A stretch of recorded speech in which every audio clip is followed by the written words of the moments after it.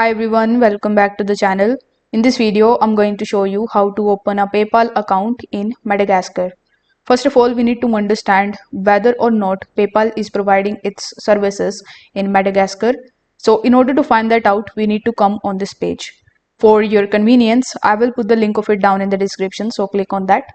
Once you are on this page, simply search for Madagascar, and here as you can see, I guess Madagascar is available. So yeah, it is available.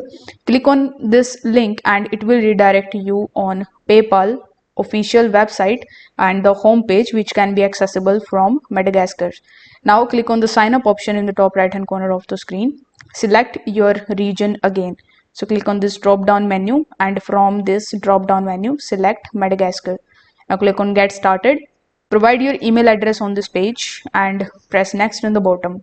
On the next page, you will have to follow further on-screen instructions, and this way you will be able to easily set up your PayPal account in Madagascar.